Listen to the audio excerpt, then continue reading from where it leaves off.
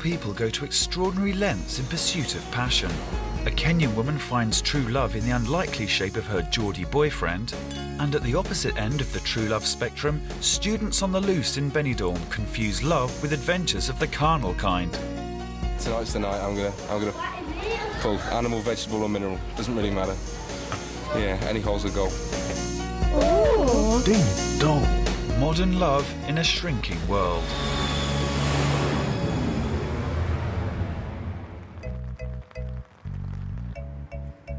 Norman Strike, a remarkably apt name for a former miner, volunteered to teach in Kenya 2 years ago. It was there that the former hard man surprised himself and fell in love. Outside, if you ask people about me, I'm this big, gruff, ex-coal mining Geordie. Some people even think I'm really hard because I've got the missing front tooth and I'm a bit rough looking.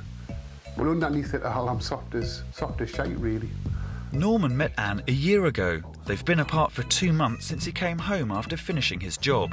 Anne plans to visit him here next week, but Norman's concerned about her travelling from Africa alone and decides to surprise her by turning up unannounced in Kenya.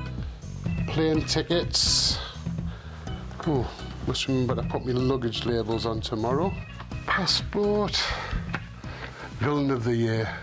If you see this man, form Crime Watch. Not too smelly. Right, those are on for today. After divorcing his first wife, Norman never believed he'd fall in love again. But they all say that, don't they? Hi, that's her. Naliaka. Met her at a party and then went through a really strange kind of old-fashioned courtship. It was really nice. That's her. That's Anne. The object of my desire.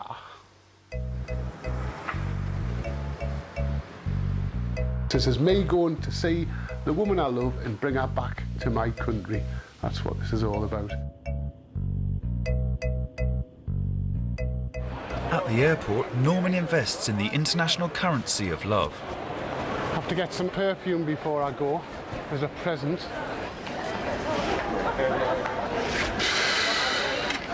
Exfoliants Doucier, what the hell's that? Taking hair off your legs, I think.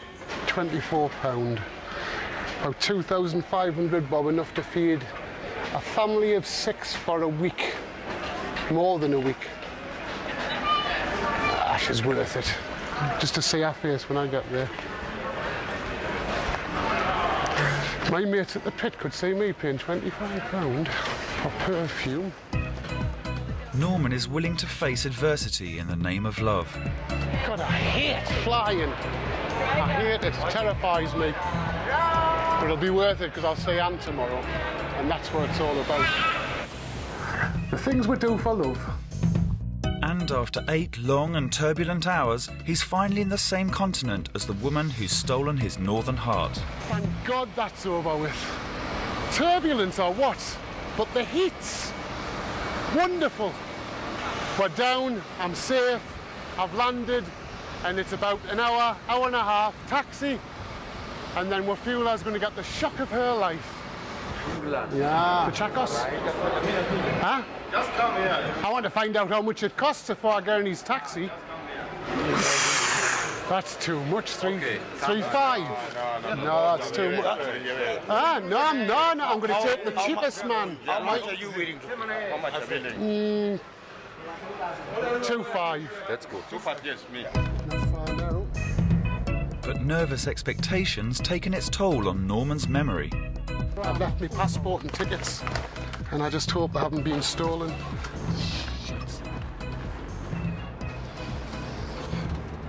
Typical. How could I be so stupid? Somebody's got the passport. A taxi driver found the missing documents. He was good enough to return them to Norman, or clever enough to spot an opportunity, depending on your view of human nature. Thank you, Santisana Buana. That's for all of your trouble for driving out here. You know what they say, don't you? The course of true love never runs smooth. My mum used to say that. With his wallet lighter and his heart pounding, Norm builds up to the big surprise. I can't wait to see her face because she's not expecting it at all. Hello, Miss Wafula. Hello. What do you mean, hello? Is that the best you can do? Hello. Were you expecting me? No. Well, why are you not more surprised? Are you embarrassed? Hello, nurse. Jumbo. Oh, my goodness. Oh.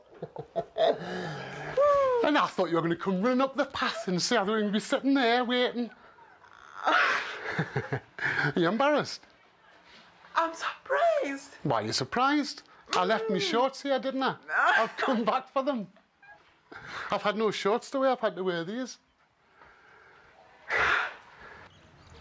Although there are huge cultural differences, Norman and Anne have a love of children in common. Anne is involved with the school for disabled children. She had polio at the age of 2 and is passionate about people not being held back by their disabilities. It's not easy being disabled in Kenya. We are stigmatized. People look at us differently. Some people would look at us as outcasts, like people who are useless. I'm coming to encourage them. Something like a role model for them to look at me and say, if she made it, then we can also make it. Today we shall not talk. We shall not have our regular talks. Today I've come to say bye-bye to you. I'm going to England. You want to know what I'm going to do? Yes. I'm going to visit my boyfriend.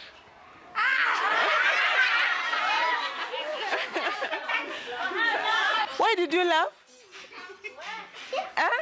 We met at a party, and then I did not fall in love immediately, but he saw me that time. So he started writing to me, and we would meet, go out for a meal, communicate with letters before we fell in love now. How old are you? I'm 29. Yeah. Norman is 49. People look at you and say, gosh, look at that old man going out with that beautiful young woman. And I kind of get a bit self-conscious about that sometimes.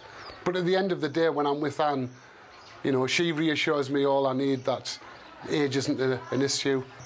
I'm comfortable with Norman because he's a mature person. He knows exactly what he wants in life. And I know he's not just playing games with me. You know, he wants a serious relationship. Yes. Tell me, have a good flight. Have a good flight. Bye-bye.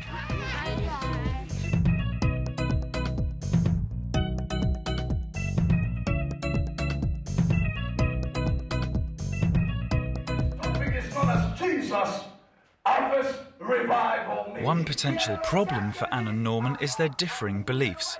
Anne's a born-again Christian, Norman is certainly not.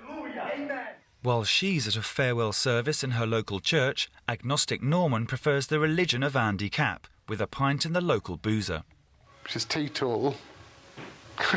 Odd couple, aren't we? There's me trying to pack in smoking, drink like a fish, and there's Anne, never smoked, never drank, and yes, we can go out to a pub together and have a great time in each other's company. I think that's brilliant. Anne's family is hosting a farewell party for her, so she's off into town to get her hair done. The first time Norman told me that he loved me, I thought, no, I think he's drunk. And then I told him, tell me this when you are sober. And then he told me, Anne, I'm not drunk. I'm telling you, this is what I feel. And then he fell in love with me before I fell in love with him. And like he didn't rush me. He did not rush me at all. And when I started falling in love with me, I thought, oh, am I doing the right thing? And like I put it to test so many times. I think I tried it so many times, like, is it real? Yeah, I fell in love. For Anne's farewell meal, Norman, who has been a vegetarian for 10 years, has been sent to buy a goat, the African way. Okay. Do you think it's okay? You're the goat expert. It's okay, it's okay. Well, I don't want to look in its eyes. I don't want to see in its eyes. Okay then. Hiya, I don't want to look. I don't even want to look. When you are born on this earth, there are some things that are written that have to take place in your life. So I think it was meant that Norman and I be together. Farewell, goat. Don't do that. I can't help it. No, you're not. It's, Look, it's wrong. Anne, Norm. Anne, in our tradition, Anne. you don't do that to an animal. One of the eat. One of the things that me and you have to sort out between each other in our relationship is you're an African and I'm an Englishman, and in your culture you keep saying, in our culture we don't do that. And I have to, in our culture we don't buy goats and shove them into boots of cars, slit their throats and cook them in our culture. So we're trying to find a balance between our two cultures, right? I can't help but being upset genuinely about the goat. At the party, Norman finds some traditions too much to bear.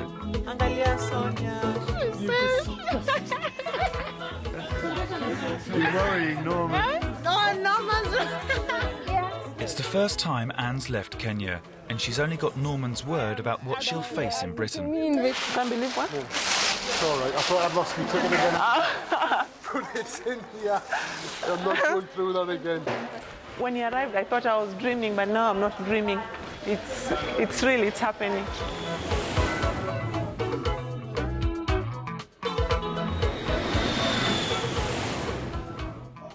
At Heathrow Airport, Anne has to pass through immigration alone, a daunting prospect for an African woman on her own. Norman is worried in case she hasn't made it.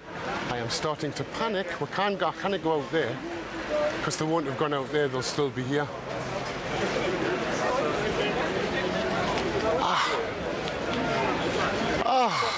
What a bloody relief! Oh. Did you get through okay?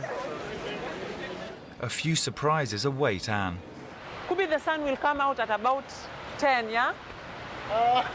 Yeah, 10 on the 10th of July. No, there must be some sun, seriously. Freezing cold weather. No, there's a pothole on your road. You told me there are no potholes. There's a small one there. When they've reached Norman's home turf, a final surprise awaits her. Listen, do you know how we always said we'd get married, but we'd wait until we got back to Kenya? I don't want to wait. Why? Because I want to marry you now. Not this instant, but I want to marry you as soon as we can fix it up. Why wait? So will you marry me? Oh, no. Is that a yes or a no? Yes, I'll marry you. Let's get back to the car before we freeze to death. I'm not romantic. Coming up next, love and sex get badly confused in Benidorm.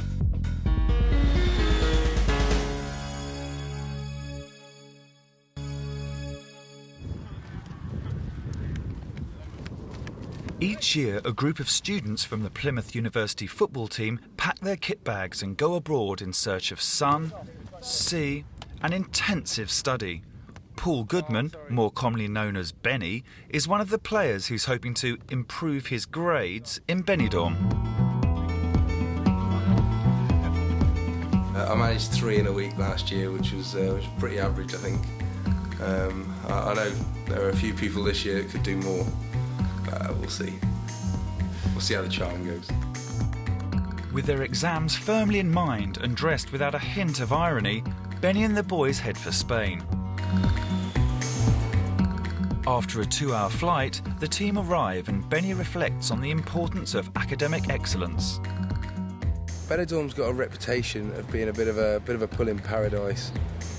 Lots of women around. You're meant to be able to come here and pull no matter what you look like.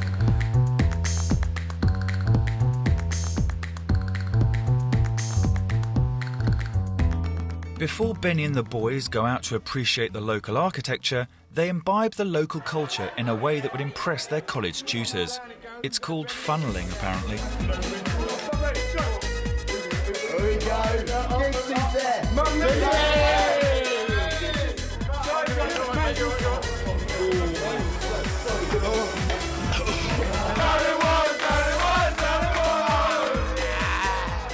Couple of hours we've arrived from the plane. We're out tonight. We're going to find some nice young ladies, and we're going to have a bit of fun. Hopefully I'll be one of them that has a bit of fun. Some of them will be alone in the room tonight, But yeah, it's a matter of finding the night spots tonight.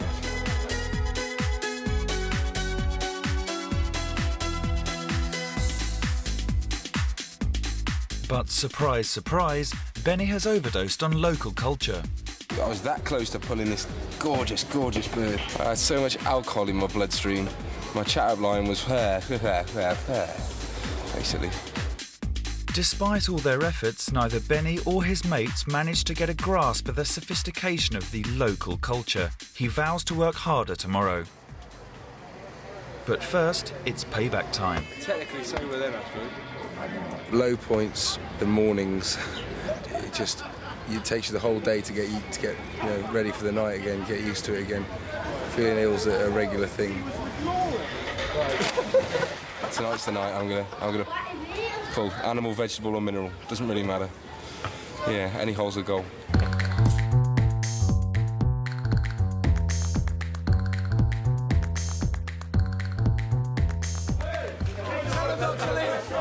And it doesn't take long before Benny's hard at work once more. Benny is on cloud nine at present. He's got 2 birds there. One tasty, one's rather nice as well. He is really wishful at present.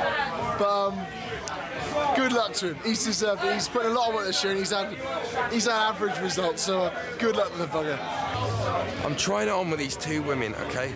Now the one is pretty good looking, but she's under the thumb. She's got a boyfriend. She's made it blatantly clear she's not doing anything. She might crack to the Benny charm, I don't know. I'll give it a bash, eh?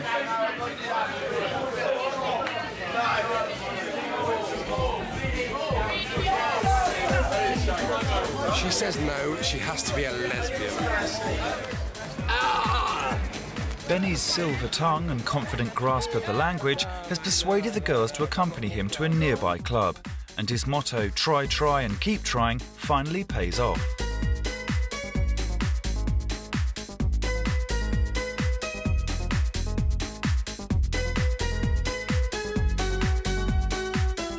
But just as he's starting to smile, the girls suddenly leave.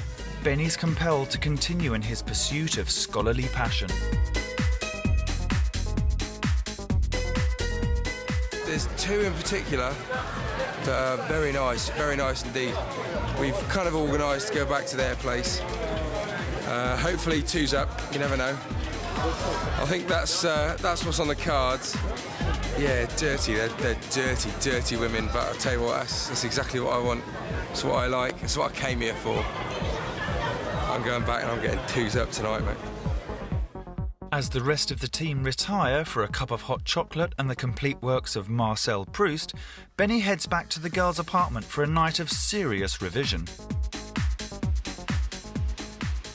I can't remember the majority of last night. What I can remember is waking up with 2 young ladies in their house, in their apartment. What happened, though, leaves to your imagination. They were dirty slags. There are dozens of them, and they'll do anything. Dirty whores. There's places full of them. It's great. I love it. As Benidorm cranks up for another night, the team hit the town, but Benny has been revising without wearing his glasses, giving him a headache. Benny is dead. He's fucked out of his face. We can't get him in a taxi. He's going to have to get an ambulance home. If I shake his belly button, that'll make him better, wouldn't it? He fucking tried to be clever and do a 2.5. Fucking idiots. He's gone. He's gone. I don't think Benny's going to be getting up for the rest of the fucking week, mate, after this lot. And Mr. Copper Geese is going to come and big him up. Big up the Spain massive. No. Although he's out of action for the night, it only takes a day's recovery before Benny's able to once again reapply himself to his studies. Nobody was in a fit state to pull, I think, to be honest. I think the plan for tonight is we go to the bar, get pretty hammered, get off to a couple of clubs. I think try and pick up a few women there. Oh yeah, the lucky shirt. The shirt, I've never failed to pull in this shirt. It's probably a bad omen. Gift from my ex-girlfriend. Cheers, Lise. But once Benny gets into town, it soon becomes apparent that there's a shortage of subject matter. There's no women around. The place is dead. The clubs are dead, the pubs are dead. I don't know what is going on. There's no pussy here, there's no pussy. There's nothing around, I'm so fucked off. There is no pussy here. And so the university team decides to make its own entertainment.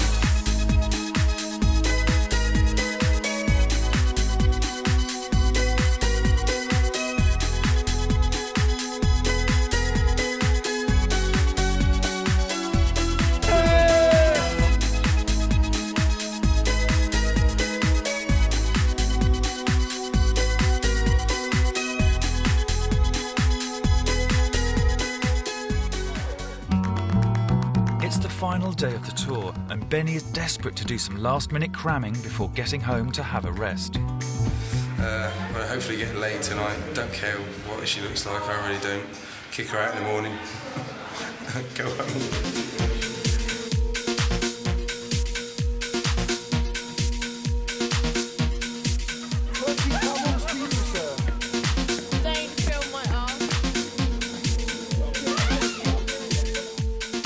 So Benny and the team hit the town one last time.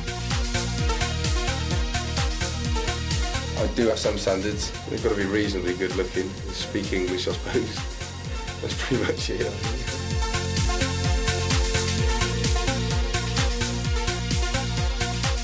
Last year there were a lot more women around. It's a lot harder this year because there's just nothing to choose from.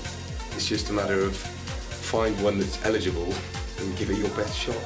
But I don't know what it is, there's just loads of old grannies and I'm not that desperate. I'm not going to go for that.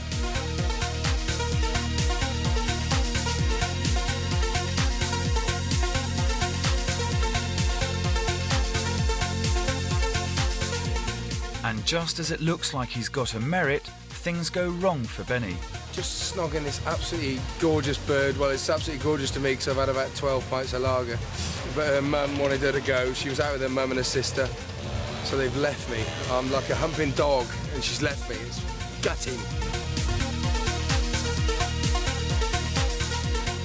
So it's back to the grindstone for Benny as once more his try, try, try motto kicks in. Things begin to look up for him, but there's a comprehension problem. I've pulled this French bird. The problem is there's a bit of a language barrier. She doesn't speak a word of English.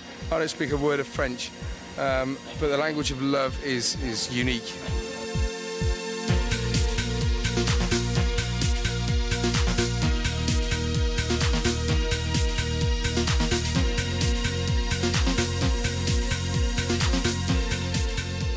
Getting on well, but yeah, she's looking like she's ready for it.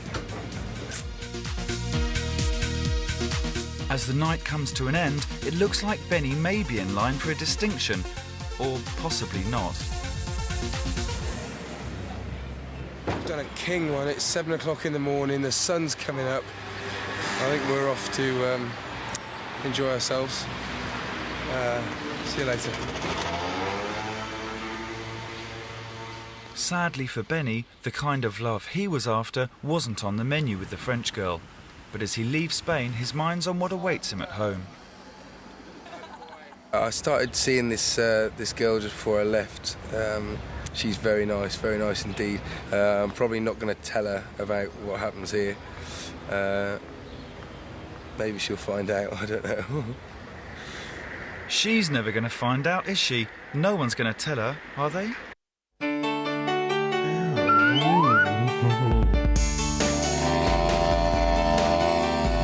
Real people go on remarkable journeys in the name of love. This week we follow the amazing love story of Jennifer and Stacey, who are travelling 6,000 miles to Thailand to make their love story complete. They're going to have sex change operations so they can realise their ultimate dream, to transform their lives as a devoted and loving male couple to a devoted and loving female couple. Come here. By transforming their bodies and their genders, theirs is the ultimate modern-day love story.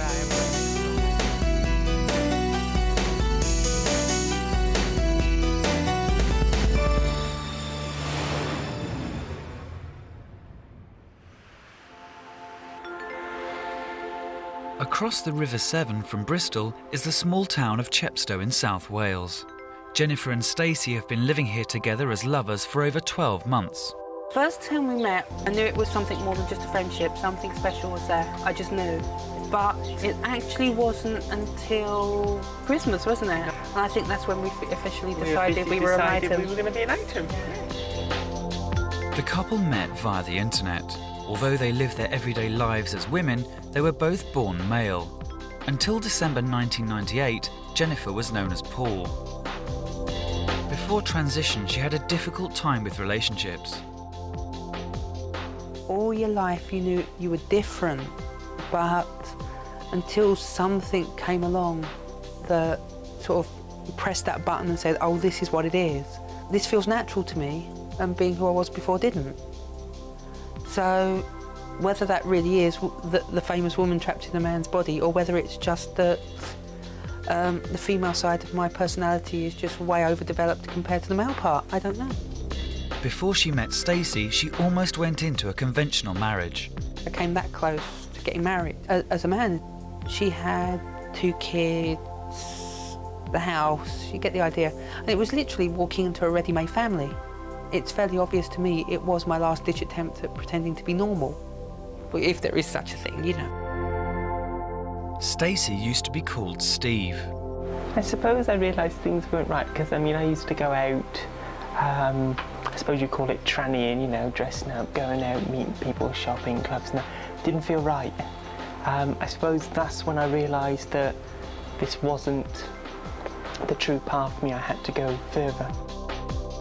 She began her transition and hormone treatment to become a woman last year.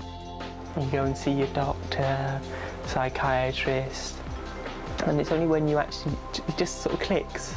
You sort of think, yeah, I'm ready to transition, and bang, it just happens.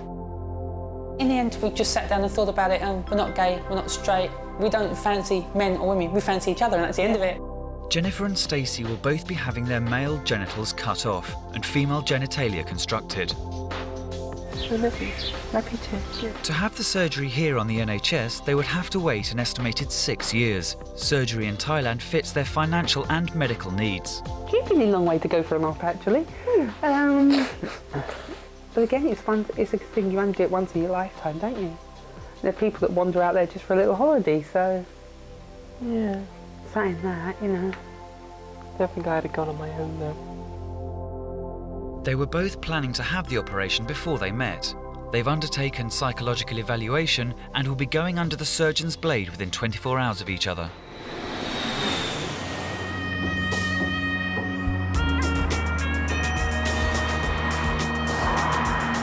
After 14 hours in the air, Jennifer and Stacey arrive in Phuket and have a day to take in their new surroundings.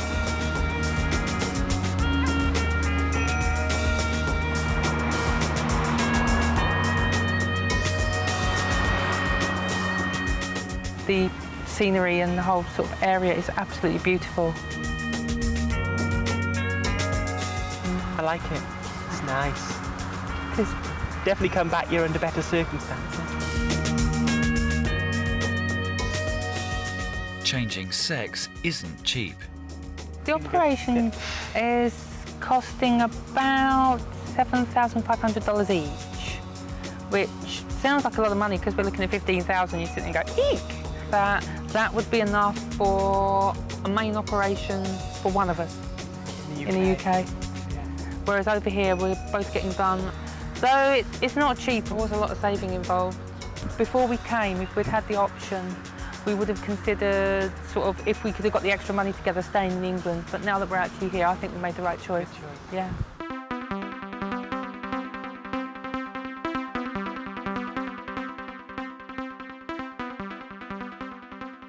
They've chosen to have surgery at the Phuket International Hospital in the care of Dr. Sangwan Kunaporn, an internationally renowned surgeon who has been responsible for more than 1,000 gender reassignment operations. Most of the patients of mine said that they're very happy after surgery.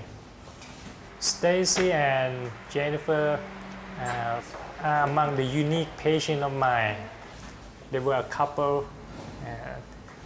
They're very sweet, lover.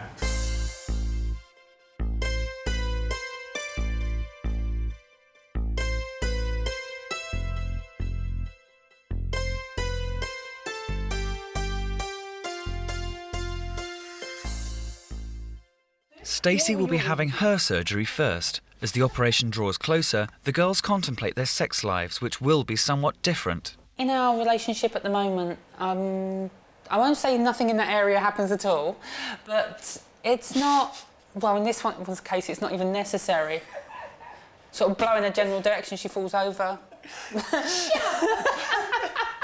I mean, there's obviously going to be some experimentation and possibly a trip or two to Ann Summers afterwards. They're both convinced they're doing the right thing. If Jen had any doubts or I had any doubts, the other one of us would just, OK, forget it, I'm not having it either. And we'd go and find the nearest plane we could and go home. But sitting here now, after all this time, I'm still 100%. Yeah. 99.999 recurring confident. As far as you can get. As far as you can get, anyway.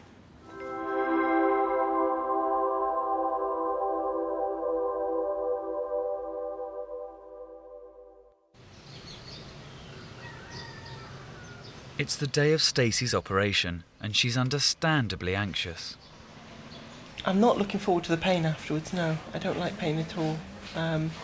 But I can put on a brave face, as they say. This muscle, I'm going to sit up for a while.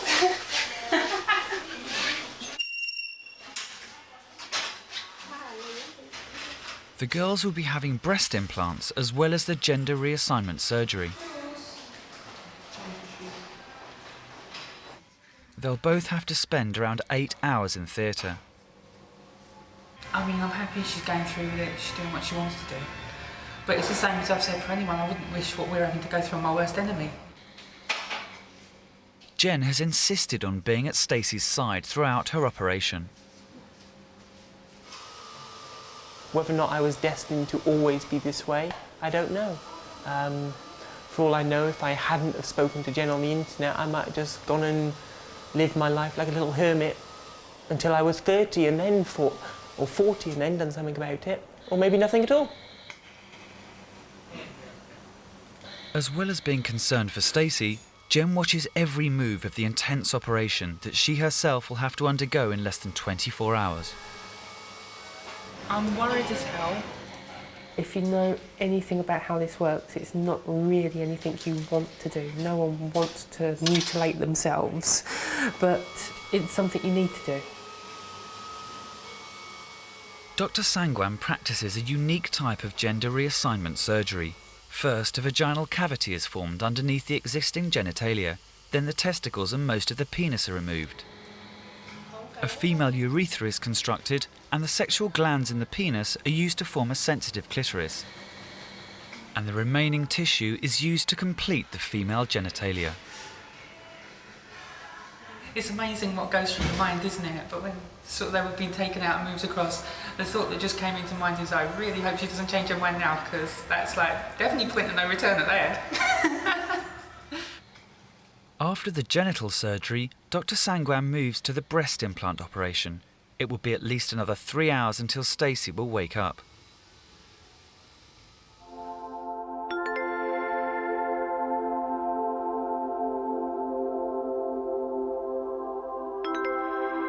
My chest is hurting. It stings. My back is aching. And obviously the surgery area is throbbing like anything. Deeply exhausted and dehydrated after the operation, Stacey has been continually ill. After pressing the panic button to call the nurses, Jen is worried that they don't feel particularly concerned. I'm actually worried because I have not been impressed with the aftercare. And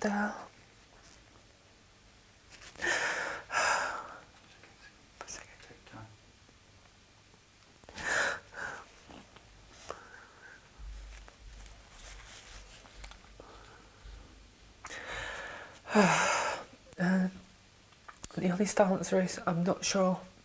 I'm willing to go through with it and let her fend for herself.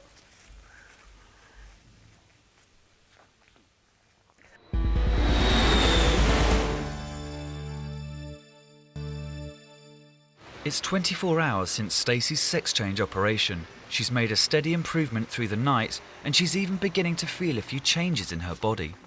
I'm getting weird sensations down in my groin area of a certain article that isn't there anymore. It feels as though, how can I explain it without being too crude? I mean, the head, the gland, whatever you want to call it, although they've used part of that to create a clitoris, it still feels as if the whole body is there, and that on the end is just twitching. Some of them are quite nice sensation, and some of them are ow. After Jen's doubts over Stacey's care had been resolved, she went ahead with her own op, feeling that Stacey was in fact in safe hands. As dawn breaks, she's already under anaesthetic. Up until about 1 o'clock this morning, she was still not sure if she was going to go through it, because she was worried that I wouldn't be okay today on my own. But we got round that. But yeah, I can't wait until she's awake and I can kiss her. Just can't wait. Sorry. I'm just worried about her.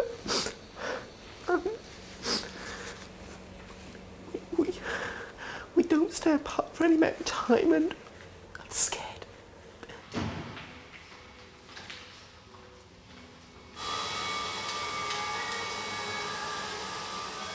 As Jen undergoes the operation, Stacey is forced to stay in bed and recover, and all she can do is wait and hope that all's well.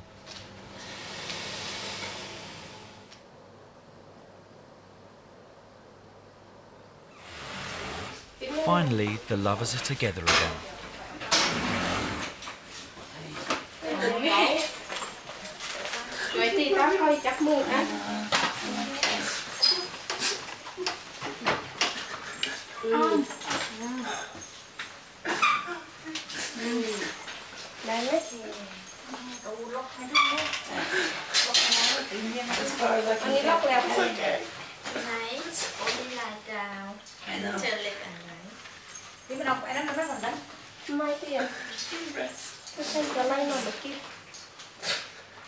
Don't cry, I'm okay.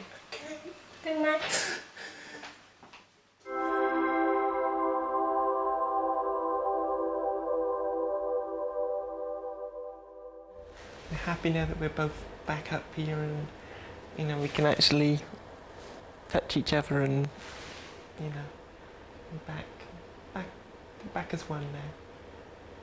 A day ahead of Jen, Stacey has had her breast bandages removed and can inspect Dr. Sangwan's handiwork.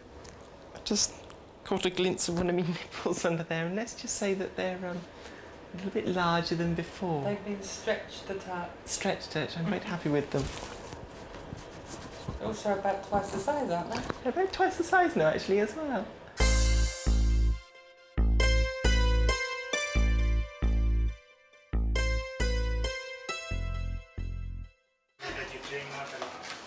Two days later, Dr. Sangwan gives the girls a checkup. Yeah, babes, we were right. We know what the torch is for. You're not serious? I'm serious. Cool.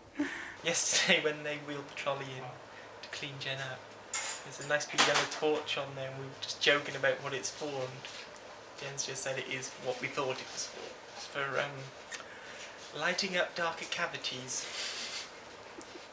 The silicone breast implants have to be massaged to ensure they look as natural as possible, and the surgeon shows the girls how to do it. I'm fine.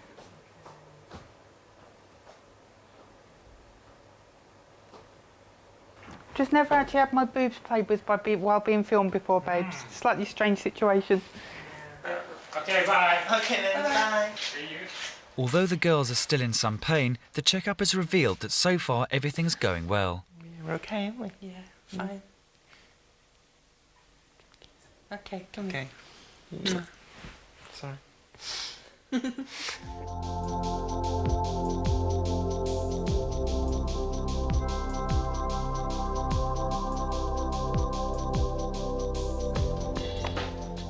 After 2 weeks in bed, the girls are finally allowed out of hospital. Oh yeah. Look at that, babes. It's nice to be out, so we can now get on and do things. Yeah. It's behind us now. I mean, apart from a checkup, that's it. To actually have a different body is slightly weird. It is because the sensations are all new. I suppose it's like learning to walk again as such, isn't it?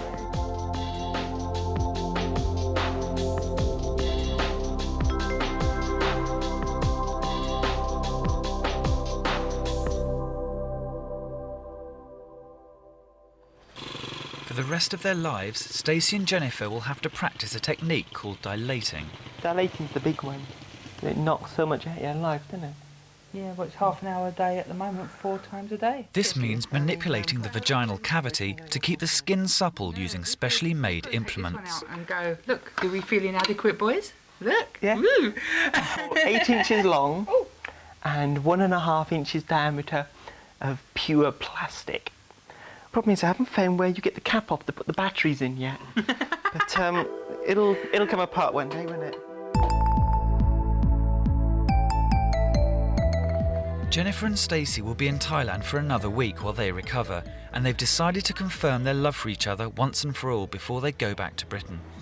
5 nights after my operation, it was almost simultaneously looked at each other and just said, why don't we get married? I mean, I know it's not going to be legal in the UK and stuff like that, but we just decided that it'd be something nice to do. So hopefully we can sort out something pretty to wear. Can I look at the purple? Think I look okay?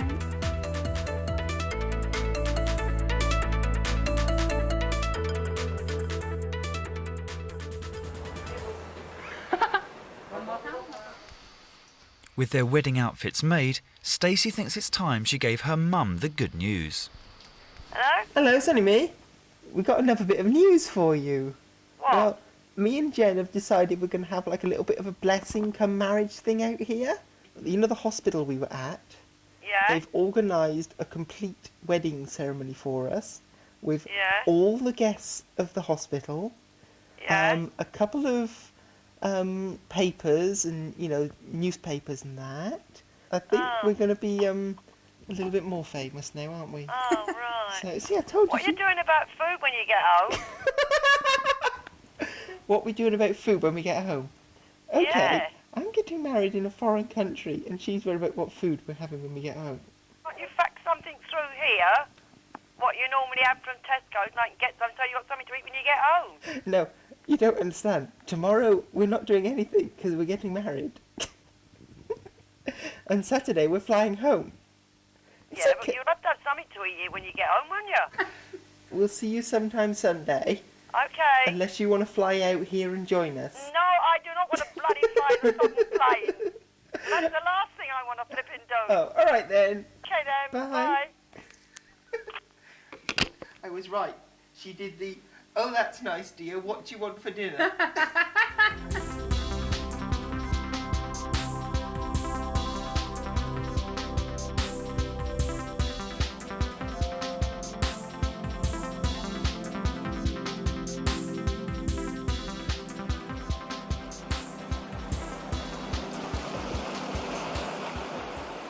The Phuket International Hospital has offered to host the ceremony, and the girls appear to be more nervous than they did before their surgery.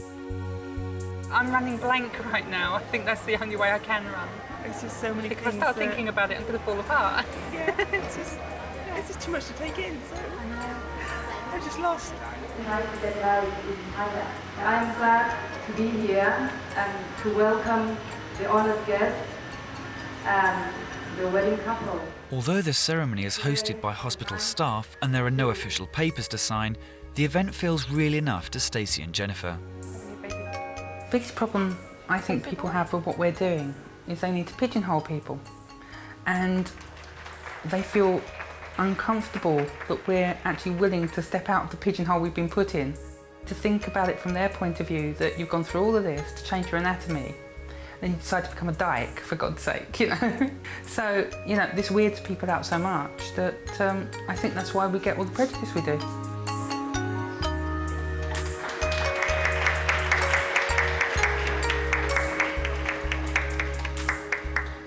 We'd like to thank the hospital and everybody for coming.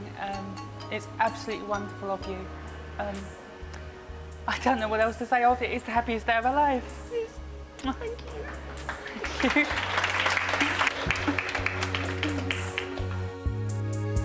For Stacey and Jen, their 3 incredible weeks in Thailand are coming to an end, and tomorrow they're going home. It'd just be nice to go back to semblance of normality for a while.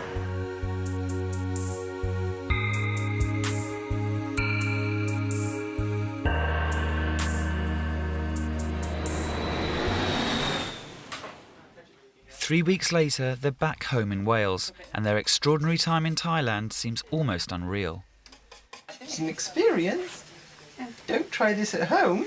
But looking back on it, it was alright, wasn't it? Yeah.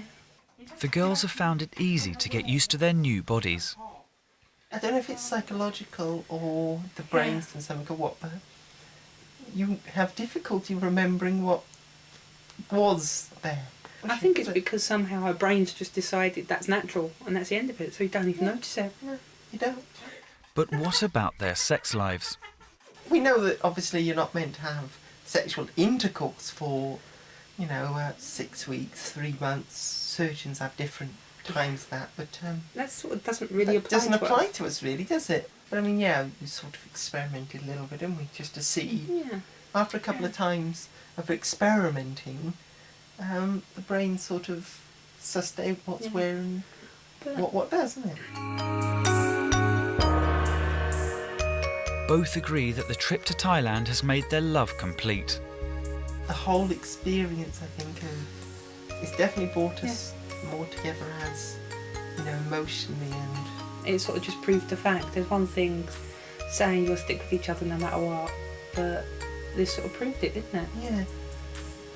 I always sort of decided, or not decided, but sort of accepted the fact that I was going to be alone and never get married and stuff like that. And I'm not sure about you, but you sort of, it was a bit of a blessing, This is extra to all the other stuff. Definitely, yeah. Mrs. Haraway. Love you too, Mrs. Haraway. Good. Since this film was made, both Jennifer and Stacey have continued with their recovery and are living happily together in South Wales.